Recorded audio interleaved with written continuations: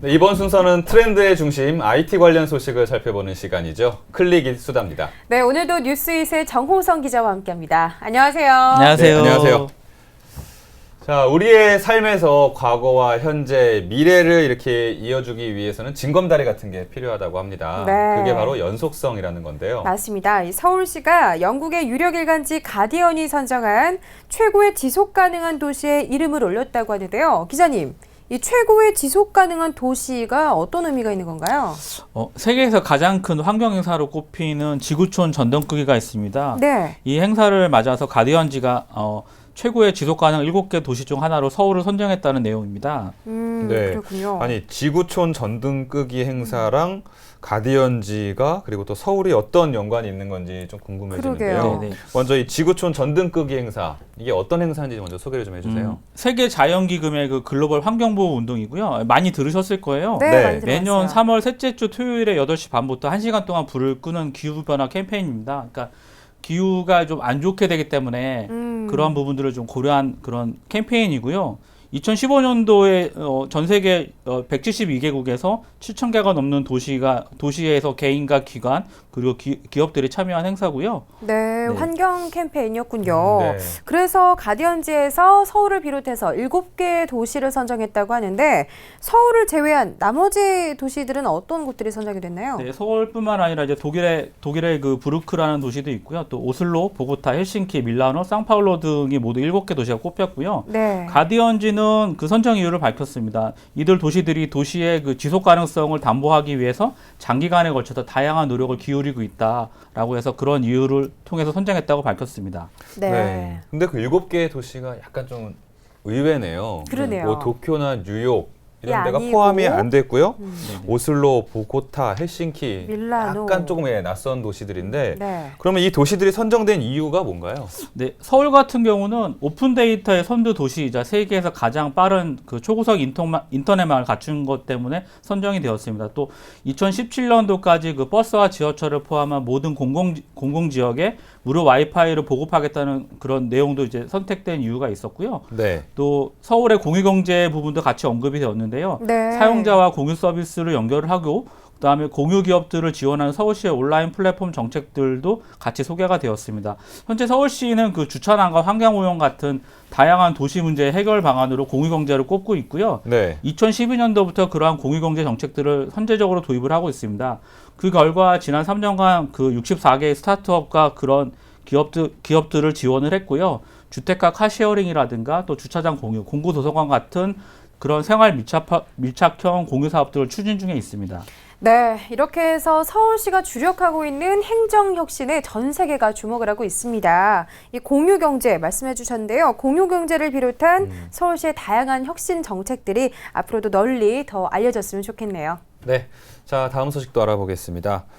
요즘 청년 실업이 정말 심각한 수준입니다. 네, 그렇죠. 예, 또 학생들은 대학교를 졸업하고 아르바이트를 전전하고 있고요. 또 우리 부모님들도 이 아이를 대학까지 보내놨는데 또 취업이 안 되니까 정말 걱정이 이만저만이 아니십니다. 네, 맞습니다. 사실 경기 침체가 전 세계적인 문제다 보니까 딱히 어떤 해결 방안을 주기도 어려운 상황인데요. 네. 그래서 요즘에는 취업보다는 창업을 권하고 있다고 합니다. 하지만 창업도 결코 쉽지가 않은 게 이 예산, 이 창업할 때 사업 자금 문제가 가장 클 것 같은데요, 기자님. 네, 맞아요. 돈이 가장 크게 좀 중요한 부분인데요. 네. 그래서 서울시는 그 서울산업진흥원과 청년 창업가를 발굴하고 지원하는 챌린지 1000이라는 프로젝트를 진행하고 있습니다. 2009년도부터 지원을 하고 있는데요. 지난해까지 누적으로 5,980여 개의 그런 청년 창업팀을 지원을 했고요.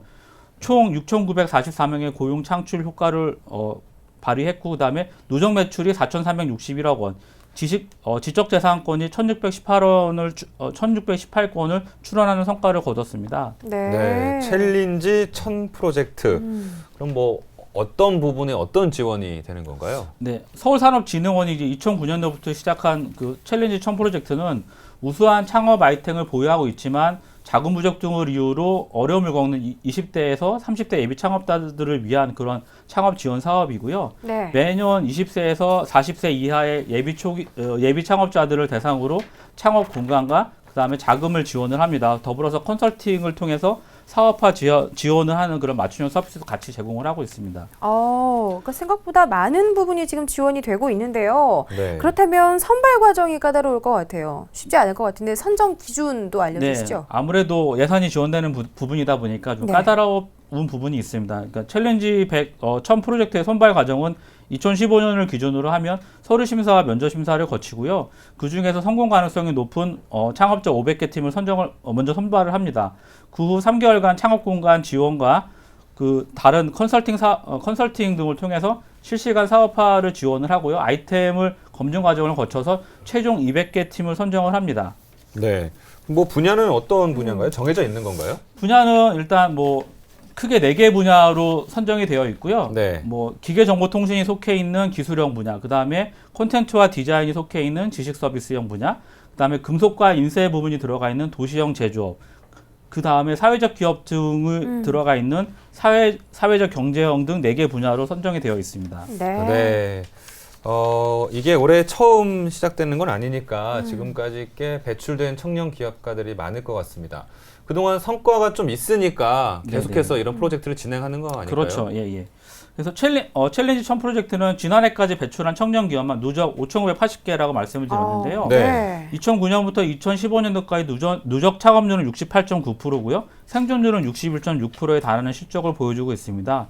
창업이 힘들고 이제 신생 기업들이 살아남기 힘든 현실에서 그 챌린지 1000 프로젝트에서 지원한 지원자 중 3분의 2가 실제로 청년 사업가가 되고 있고요. 네. 꾸준히 사업을 또 영위하고 있습니다. 더불어서 이제 청년 취업은 사실은 갈수록 어렵거든요. 청년 실업률이 9.5%대 역대 최고치이긴 하지만 그런 상황에서 이뤄낸 결과라서 더욱 의미가 있다고 보여집니다. 그렇군요. 그렇다면 이 챌린지 1000 프로젝트를 통해서 탄생한 좋은 사례들이 있다면 어떤 게 있을까요? 네, JP 인터내셔널이라고 있는데요. 네. 챌린지 1000 프로젝트를 통해서 창업 공간과 자금을 지원을 받았습니다. 그 주 품목은 이제 태반 성분 화장품이고요. 현재 연 매출이 60억에 달하는 와. 회사로 성장을 했습니다. 네. 네. 또 배너 제작 기업인 이프라는 회사도 있고요. 2014년도에 챌린지 1000 프로젝트를 통해서 단돈 400만 원으로 창업을 했는데요. 현재는 연 매출 2억 원대의 수익을 우와. 올리고 있고요. 네. 그 SBA 1000 그 프로젝트를 통해서 지난 7년간 사업을 진행시킨 노하우를 발전시키고 있고 2016년 더욱 더 발전될 거라고 예상을 하고 있습니다. 더불어서 이제 엑셀러이팅을 통한 핵심 기업 발굴에 더욱 주력할 예정이고요.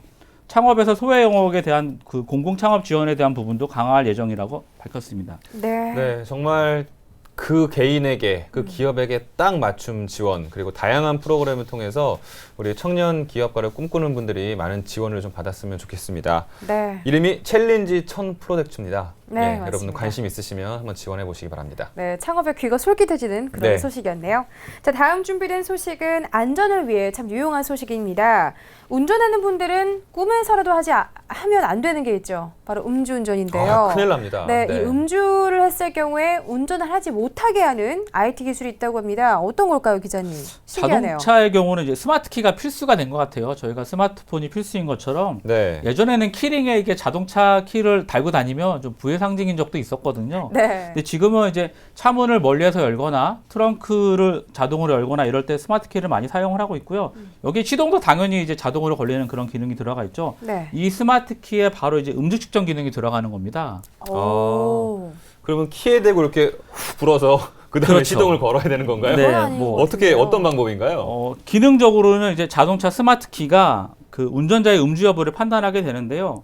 그래서 이제 시동이 걸리는지 안 걸리는지 판단을 하게 되고 네. 이 기술을 이제 상용화시킨 거는 일본의 자동차 회사인 혼다입니다. 아, 그렇군요. 혼다와 이제 히다치에서 공동으로 개발한 거고요. 사실은 그 술을 마시게 되면 자동으로 이제 엔진이 꺼지는 그런 기능들인데 동작 원리를 설명을 드리면 스마트 키를 소지한 운동자가 이제 술을 마신 뒤에 숨을 쉬죠. 네. 근데 내뿜으면서 그 음주를 하게 되면 그 저희 음주 측정하는 것처럼 센서가 그렇죠. 아세트알데히드나 이런 에탄올 등의 그런 것들이 그 저희가 숨을 쉴 때 같이 나오게 됩니다. 그래서 그런 부분들을 내장되어 있는 스마트키에 내장되어 있는 반도체 센서를 통해서 음주 여부를 판단하게 되고요.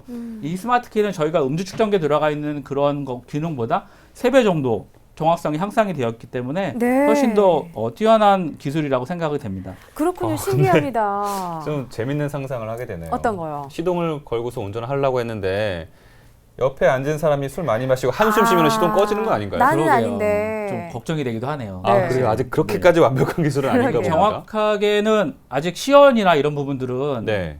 정확하게 밝혀진 게 없기 때문에 일단은 다음 달에 행사가 있습니다. 네. 자동차 박람회가 있기 때문에 거기서 밝혀질 거고요. 네, 네. 그렇군요. 어찌됐건 그러면, 예. 굉장히 신기한 기술인데요. 근데 제가 알기로는 기존에 있는 차량에도 센서를 이용해서 이렇게 음주했을 때 운전을 못하게 하는 다양한 기술들이 접목이 돼 있는 걸로 알고 있는데 지금 소개해 주시는 기술은 어떤 점에서 좀 그것들과 다를까요? 일단 스마트키 시동 제어 기술은 기존의 방식과는 좀 다르게 공간 제약이 없습니다. 또 그리고 더불어 정밀성이 뛰어난 것도 특징이고요.